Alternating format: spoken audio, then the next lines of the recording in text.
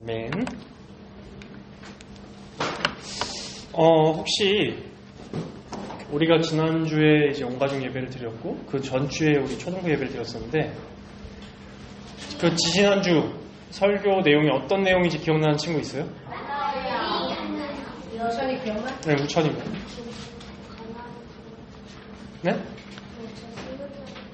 가나안 땅, 맞아요. 가나안 땅으로. 가나안 땅으로.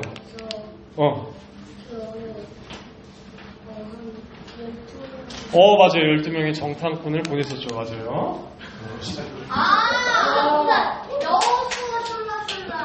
여호수아. 또 같이 여호수아랑 같이 있었던 한 명 더. 누구였죠?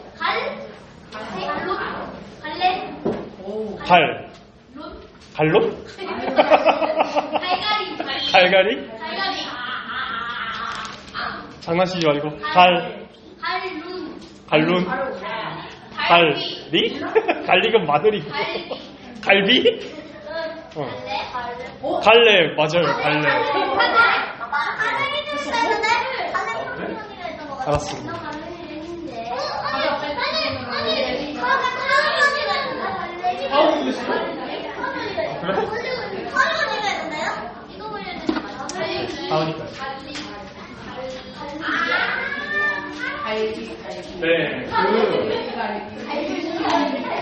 잠깐만요. 하나님께서 이스라엘 백성들을 이제 신의 산에서 출발을 해서 이제 가나안 땅으로 가게 될 텐데, 그때 12명의 정탐꾼을 보내게 하셨죠. 근데 그 중에서 10명은 가면 안 된다. 거기 거인족이 산다. 그 거인족을 우리가 무찔러야 되는데 죽을까봐 겁난다라고 그렇게 피했고, 나머지 2명 누구였죠? 갈렙과 여호수아. 여호수아는 아니다. 하나님께서 우리를 통해서 일하실 거다라고 믿음으로 나아가라고 했었죠. 근데 이스라엘 백성들은 결국에 여호수아와 갈렙 말은 안 듣고 10명의 말을 듣고 오히려 갈렙과 여호수아를 죽이려고 했어요. 그렇게 이스라엘 백성들은 광야 생활을 실패를 해서 광야에서 40년을 보내게 되었지만, 예수님께서 세례를 받으시고 광야에서 40년 동안의 그 모든 배고픔, 더위, 또 모든 것들을 다 견디시면서 승리를 하셨고 그 승리를 우리에게 주셨죠.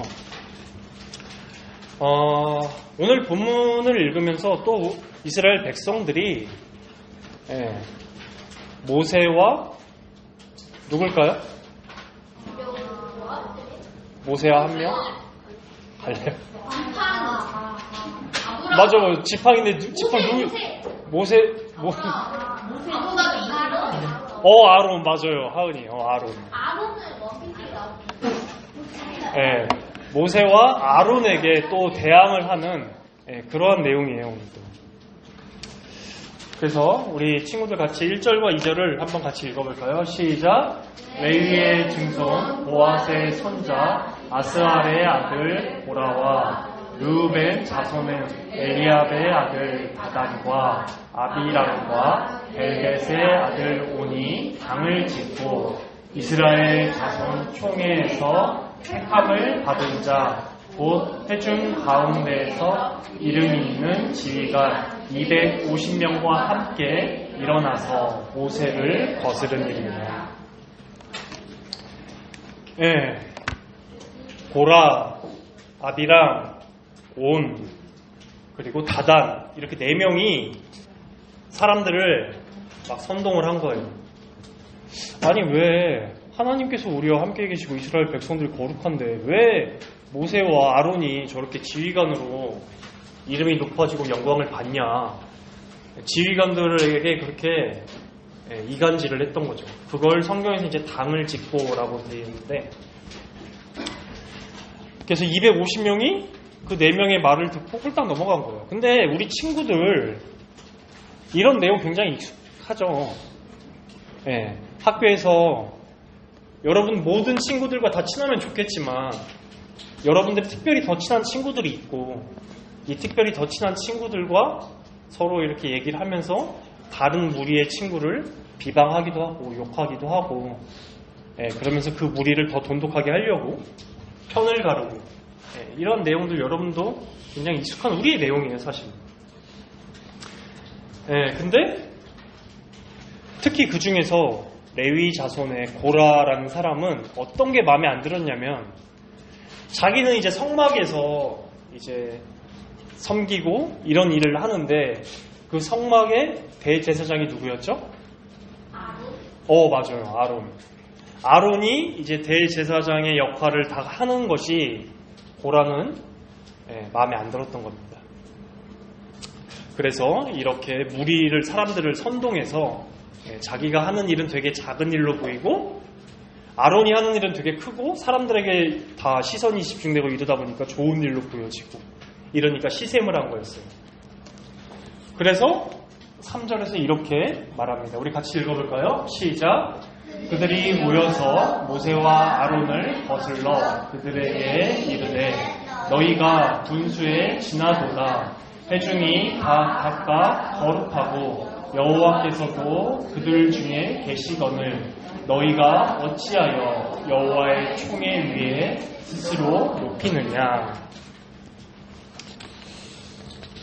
모세와 아론이 자신들이 리더가 되고 또 대제사장이 되겠다고 했었나요?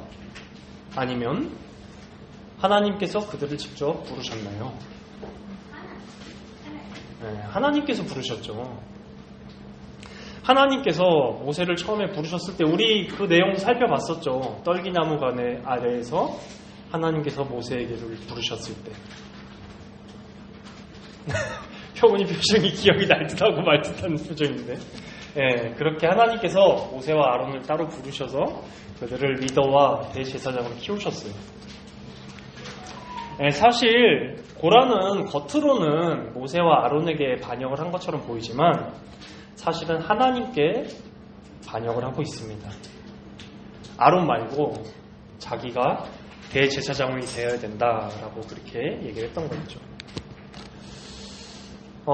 레위 지파가 민수기 3장 7절에 보면 이렇게 나와 있는데 뭐냐면, 그들이 회막 앞에 아론의 직무와 온 회중의 직무를 위하여 회막에서 심우하되 곧 회막의 모든 기구를 맡아 지키며 이스라엘 자손의 직무를 위하여 성막에서 심우할지니라고 써 있는데, 즉 고라는 성막, 하나님께서 계시는 그 회막을 관리하고 그 안에 기구도 지키고 또한 대제사장인 아론을 보조하는 그런 일을 했습니다.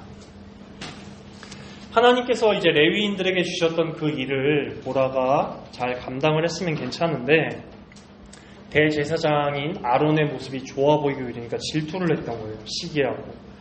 그래서 자신이 하는 일은 되게 천한 일이고 별거 아닌 것 같이 느껴지고, 대제사장인 아론이 하는 일을 되게 고귀한 일로 보였던 거죠.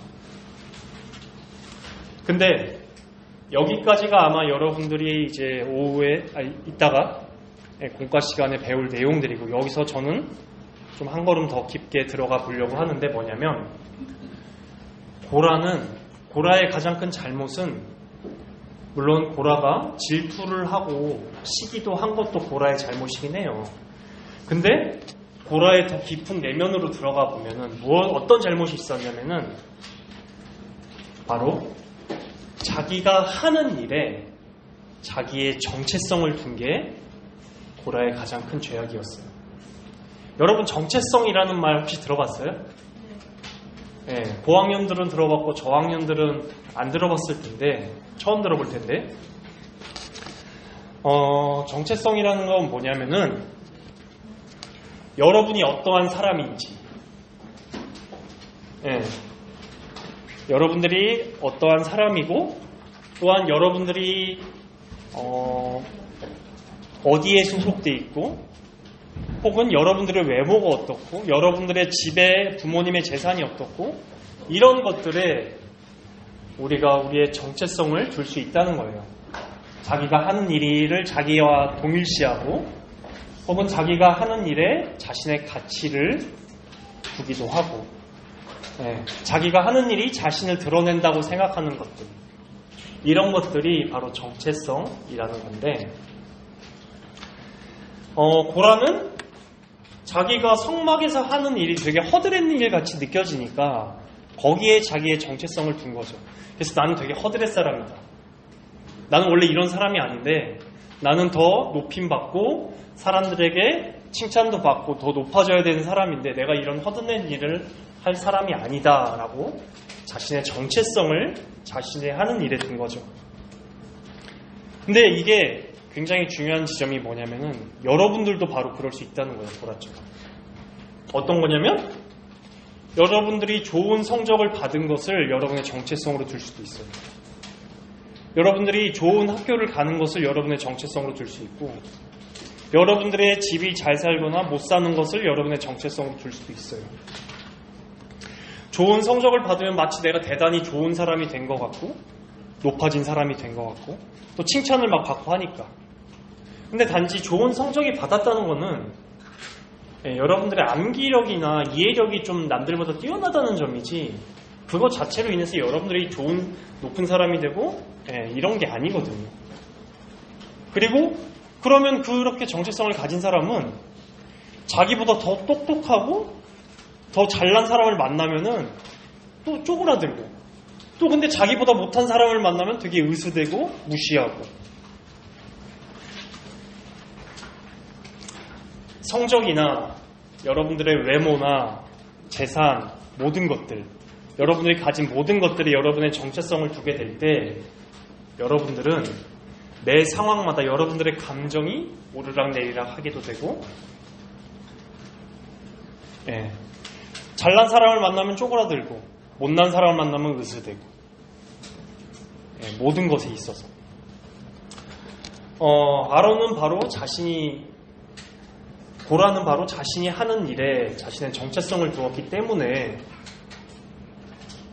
성막에서 허드렛 일하고 아론을 보조하는 이런 일에 자신의 정체성을 두었기 때문에 자기가 아론처럼 되고 싶었던 거죠. 그렇다면 고라는 과연 자신의 정체성을 어디에 두었어야 되나? 우리가 같이 한번 읽어볼까요? 시작! 고라의 진정한 회개는 자신이 하는 일과 자기 자신을 동일하게 보지 말고 자신이 하나님의 사랑받는 백성이고 하나님께서 자신을 사랑하신다는 것에 자신의 정체성을 두어야 했습니다. 자신이 하나님의 사랑받는 백성이고 하나님께서 자신을 사랑하신다는 것에 정체성을 두잖아요. 그게 여러분들의 제1의 정체성이 되잖아요. 그러면은 어떠한 사람을 만나든지 간에 여러분들이 어떠한 일을 하든지 간에 어떠한 대학에 다니건 어떠한 직장을 갖건 나중에 하게 되든지 간에 늘 여러분의 정체성은 변할 수가 없어요. 왜냐하면 하나님의 자녀가 된다는 것은 하나님의 사랑을 받게 된다는 것은 그거는 늘 변하지 않고 동일하게 예수님으로 말미암아서 우리에게 베풀어 주신 은혜이기 때문이죠.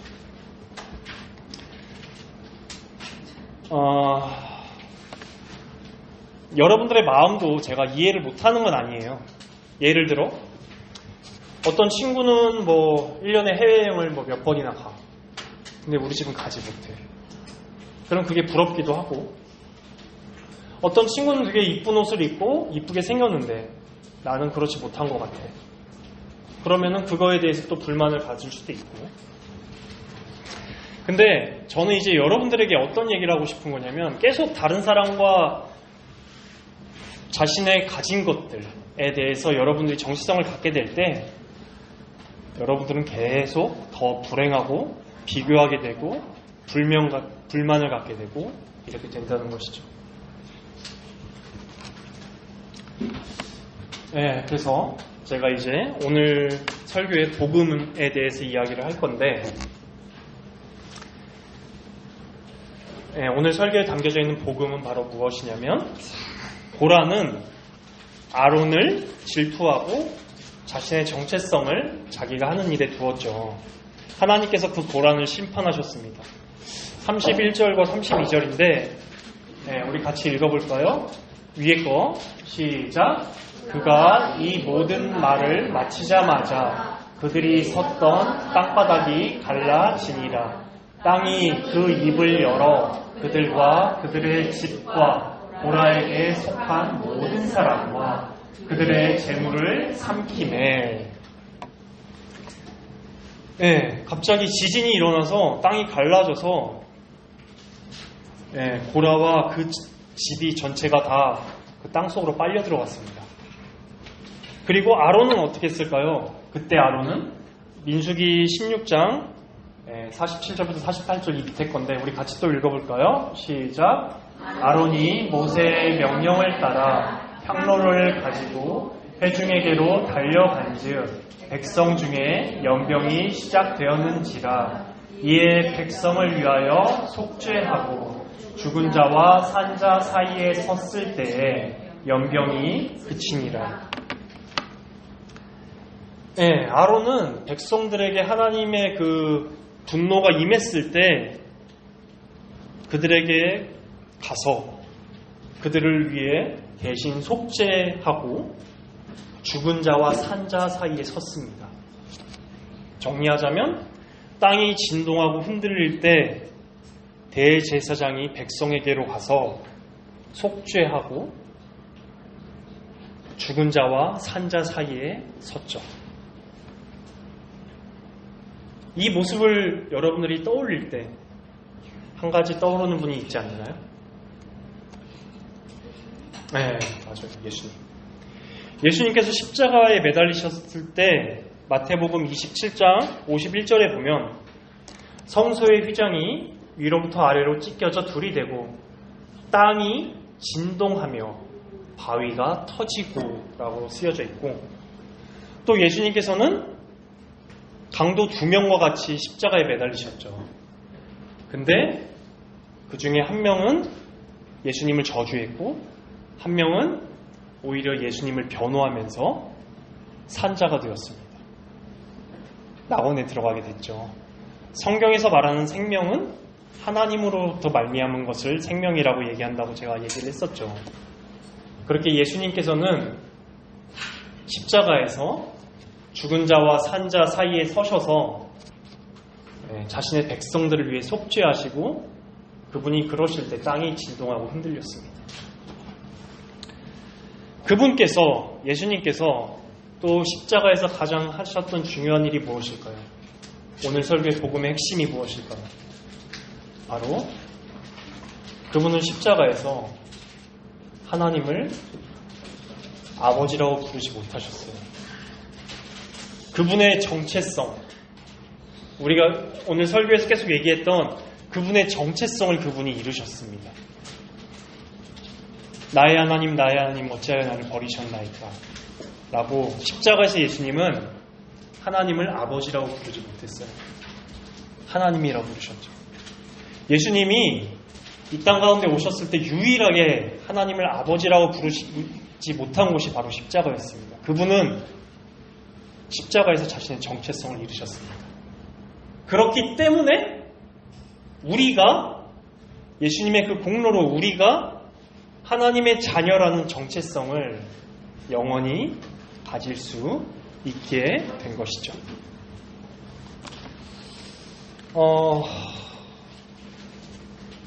그러니까 예수님의 공로로 우리는 예수님의 은혜로 그분의 속죄와 그분께서 속죄와 뭐를 주셨죠? 한 가지 강사님이 계속 강조했던 거. 복음? 이거 퀴즈로도 되게 자주 나왔었는데 속죄와 예수님의 십자가와 부활 이거를 얘기를 할 때 속죄와 뭐 이렇게 또 얘기를 했었는데 칭의. 네. 우리의 죄를 예수님께서 사해 주셨을 뿐만 아니라 그분의 의로움까지 우리에게 주셨기 때문에 우리는 예수님으로 말미암아서 늘 언제나 하나님의 자녀라는 정체성의 뿌리를 받고 살아갈 수가 있는 존재들입니다. 근데 또 우리 친구들의 문화 가운데 강사님이 딱 복음을 또 전하고 싶은 게 뭐냐면은 이건 되게 제가 좀 안타까운, 우리 친구들 가운데 안타까운 부분인데 뭐냐면 복음을 통해서 우리가 얻게 되는 가장 큰 선물이 여러분들은 뭐 같아요? 복음을 통해서 우리가 갖게 되는 가장 큰 선물.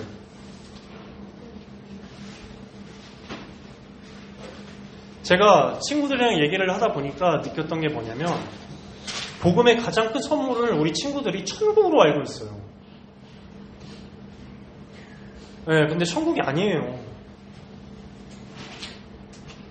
복음의 가장 큰 선물은 바로 하나님 그분 자체이십니다. 우리는 복음을 통해서 하나님을 받게 되는 거예요. 하나님을 언제나 만날 수 있고 그분과 교제할 수 있고 그리스도 예수 안에서 하나님과 함께 거할 수 있고 그거는 하나님 그분 자체께서 우리에게 선물로 주신다는 거예요. 네. 우리 같이 베드로전서 3장 18절을 한번 읽어볼까요? 시작. 그리스도께서도 단번에 죄를 위하여 죽으사 의인으로서 불의한 자를 대신하셨으니 이는 우리를 하나님 앞으로 인도하려 하심이라.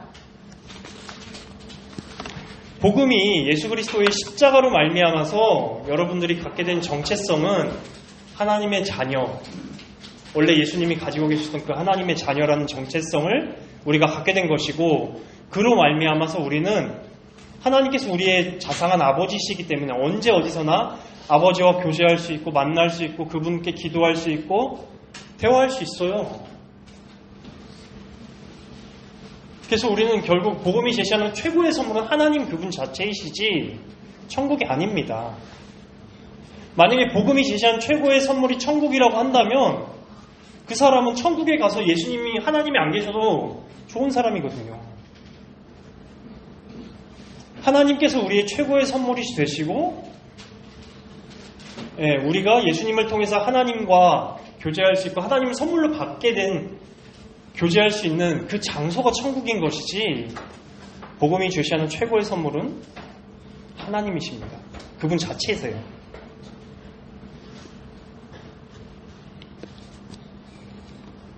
그래서 저는 우리 친구들이 이번 여름학교를 통해서 우리 여름학교의 이번에 핵심이 목사님께서도 계속 얘기를 하셨는데 복음이었거든요.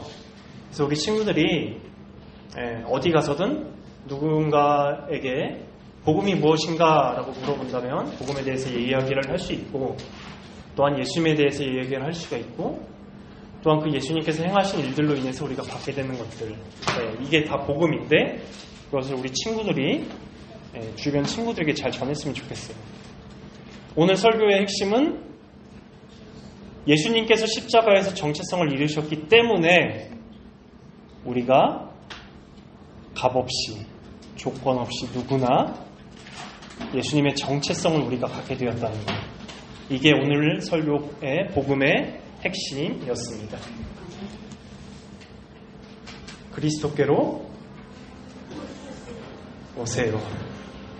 그리스도 안에서 그리스도와 함께 그리스도와 더불어 우리 아버지를 누리는 우리 시민교회 초등부가 되기를 간절히 소망합니다.